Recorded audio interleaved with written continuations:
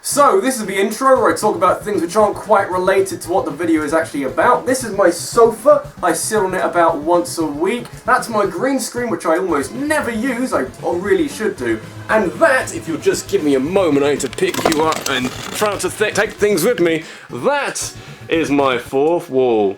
The fourth wall, in simple terms, is the invisible barrier between a source of entertainment and the audience. Breaking the fourth wall is the idea that the boundary that separates reality and this world of whimsy isn't immune to being tampered with, and in some cases, broken into many little pieces. Considering we often watch movies or play games to get sucked into a world and a story, and to escape from the real world, it can come as a jarring shock when the two crash into each other. And I feel like that's an important part of what makes some instances of breaking the fourth wall better than others. In a way, the surprise of seeing your involvement acknowledged by the game can outweigh instances in other games where the fourth wall breaking is more constant. While games like Deadpool and Kid Icarus Uprising are both hilarious in their own right, part of the joy of a fourth wall break comes from its infrequency, and sadly, both of these games start to run out of steam in this department about halfway through.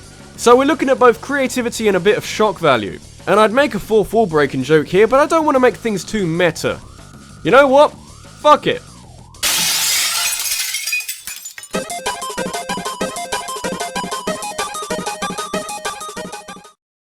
The main comedy device used in Conker's Bad Fur Day is movie parodies. Behind all the swearing and the story of a squirrel struggling with a hangover, there's this ridiculous adventure with references to famous films that make up some of the more memorable moments in the game. Not least of all, the finale. Frankly, where you can go from fighting Haystack Terminator to storming a Saving Private Ryan-esque beach and fighting Nazi teddies, you need a big ending. Something that's going to live long in the memory in this game, jam-packed full of unforgettable moments. There's already the Matrix-style bank heist and the outstandingly unsubtle nods to Alien, with creatures bursting out of people's chests, and seriously, look at this shit. But following your epic final battle with a Xenomorph and how it can survive being thrown into space, things start to look bleak for Conker as the Xenomorph prepares for a final strike, and then nothing. The fuck? What a time for the game to crash. Now I've got to reset the game and blow on the cartridge, and you're not helping at all, Pikachu! Oh wait, that was meant to happen. So the game freezes out of nowhere, and Conker goes searching for a fucking software engineer in an attempt to fix things, telling the coder guy that he won't tell anyone about a game-breaking bug if he can get his way. Gee, why does this sound familiar? So Conker is given a huge array of weapons, that in itself a reference to Pulp Fiction, and gets the engineer to change the settings so he can kill the Xenomorph with little effort. It's all pretty funny and manages to wrap the game up from quite an awkward position, but it also shows a great understanding of the tone of Conker's Bad Fur Day. The last third of the game is a lot more serious in subject matter than the previous parts of the game. Suddenly you're shooting zombies in a haunted mansion, then you're blowing up teddies with a tank, then you're robbing a bank in bullet time. Before you know it, your girlfriend gets gunned down, the main bad guy gets killed off, and you're fighting for your life against a giant alien. The game is building up to this spectacular climax, and when we get there, it deliberately falls flat on its face. And no one could have seen it coming.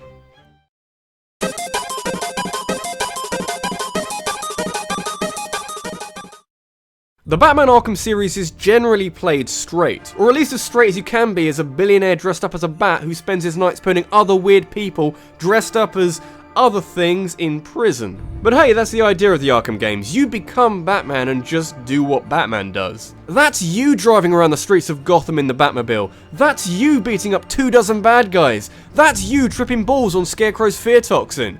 Yeah, you know, the natural fears that everyone has. People dying, parents dying, or coming back to life. I'm not too sure on that one. And your game crashing. Again. You can make comparisons with the previous entry, but in Batman Arkham Asylum, when it got weird, it never got too weird. I mean, even some of the more bizarre moments, it always felt that the fourth wall was like sacred territory. It was never going to go near it. Batman Arkham Asylum felt just a tiny bit too serious to ever even think about breaking it down. We were really wrong. So yeah, I thought my game crashed. Not a good moment. The good news is that your game's fine. The bad news is it's about to get a whole lot worse. When you get some clarity back, you can see that some roles have been reversed. The game's opening plays again, except it's the Joker who's captured Batman this time. You briefly gain control of the Joker from the same kind of perspective as the original intro, but you soon switch back to Batman's first-person view. You get taunted a little, told how insane you are, and then the Joker shoots you in the face. Bummer, game over. Not sure how I could have avoided that, to be honest, although it does mention something about using the middle stick. Oh, so that's what that's for. That's okay though, zombie Batman's on the case. This whole sequence of events works perfectly for breaking the fourth wall. Partly because of the creativity behind it, but mostly because of how unexpected it is. And let's face it, in terms of actually making the player scared of something, it's kind of Scarecrow's thing, crashing your game and then killing you is a mighty fine way of doing it. Arkham Knight needed more of that.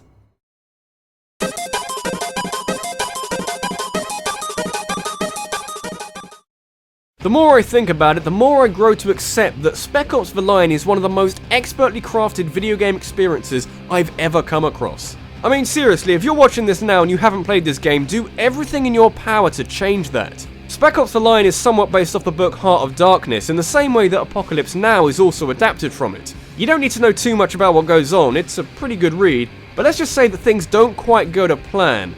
And when things start to go wrong in Spec Ops The Line, the game goes on the offensive.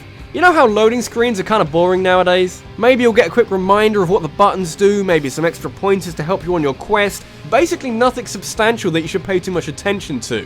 Well, when everything starts going a bit haywire in Spec Ops The Line and you personally start questioning what exactly you're trying to do, the loading screens stop telling you tips on how to play the game better and start chastising you, the gamer, for playing this game.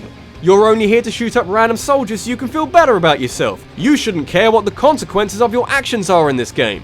They range from subtle little tidbits about cognitive dissonance to, hey, dick, this was all your fault. All of those Americans you killed, those innocent civilians you dumped white phosphorus on, yeah, that was all you piece of shit. These loading screens are a brilliant combination of subtle, because they're fucking loading screens, you're not going to pay too much attention to them, and really obvious with how bluntly they tell you that you're doing the wrong thing. Most other fourth wall breaks in gaming are just little acknowledgements by the game that you're playing it. In Spec Ops, the fourth wall break is an attack on the player. How many games do that?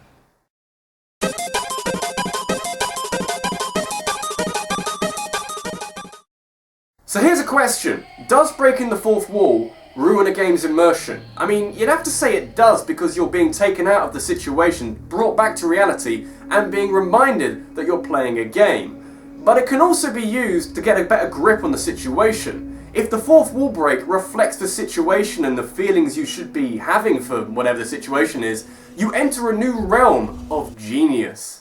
Eternal Darkness Sanity's Requiem is remembered for one thing, which is a bit of a shame really, because I feel like the one thing that you all know about, and that I will be getting onto in a second, but I'm saying more words because I'm padding the video out a bit, is not the only aspect that's really exciting about Eternal Darkness. It's a really well put together psychological horror game that tends to stray away from the slightly more cheap tactics of putting jump scares around every corner, for the most part, and instead focuses on making the player feel uncomfortable. It's a deliberately unsettling and almost awkward experience that only the best horror games can achieve. And no single part does this better than when you start to lose your sanity. Getting seen by an enemy will lower your sanity meter, and losing your sanity isn't generally a good thing. But what's the best way of conveying your in-game character losing their mind? How about the player starting to think that they might be going a bit crazy too? And so we have Eternal Darkness's sanity effects, where the slow descent into madness should be something the gamer takes part in as well. As your sanity meter decreases, a whole host of effects are thrown your way, ranging from in-game visual modifications like blood dripping from the ceiling, to much more personal effects that take a sledgehammer to the fourth wall. Ever wanted to know what it feels like to have the game delete your save file right in front of your very eyes? Or maybe to encounter the blue screen of death on a GameCube game? I didn't even know the GameCube could do that. My personal favourite, and there's a lot to choose from, is the sneak preview of the fake sequel. Maybe because it hits home more and more with modern gaming the way it is today. The sanity effects will be a clever addition on their own, but given their higher purpose to mirror the discomfort felt by the playable character onto the person holding the controller, it's honestly one of the coolest and well thought out features of any game I've played. And I guess, above all else, I wish more modern horror games would show this kind of lateral thinking.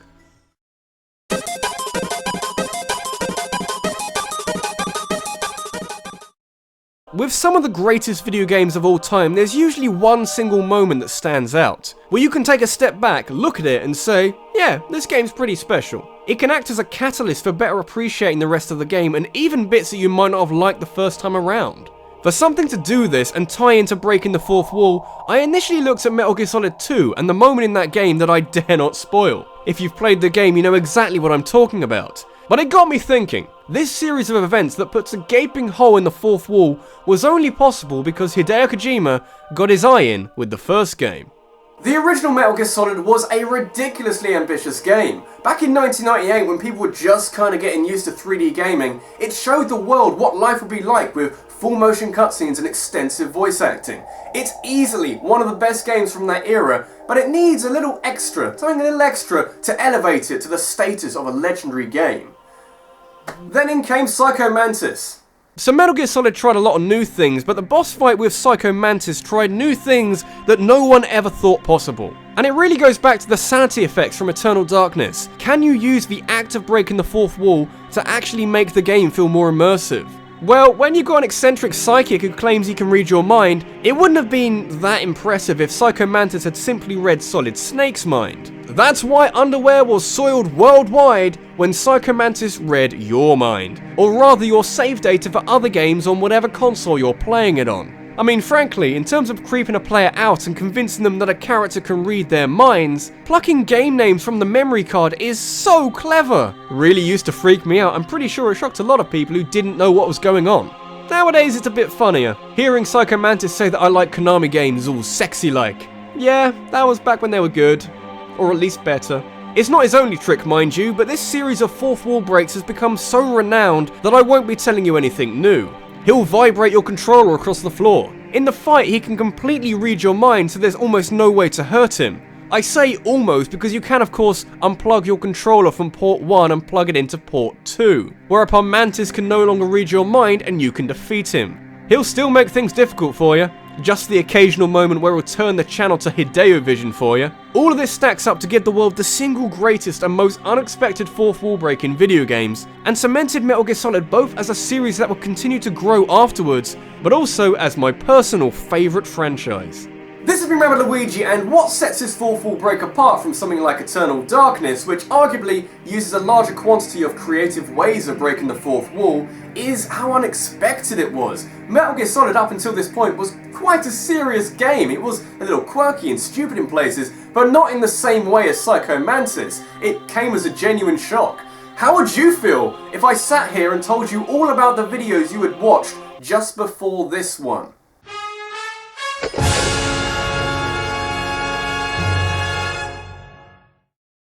Want to have a say on what I talk about next week? Leave a top 5 suggestion in the comments section below and go follow me on Twitter, where later in the week I'll be compiling the best submissions and setting up a vote over there. Thanks for watching, guys, and I'll see you in the next one.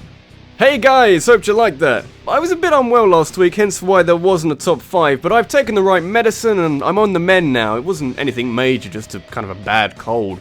Anyway, my plan for the rest of October is to release back-to-back top 10s, and while I won't be doing any voted top 5s, I still do appreciate any suggestions you've got for me. You people are very good at suggesting topics.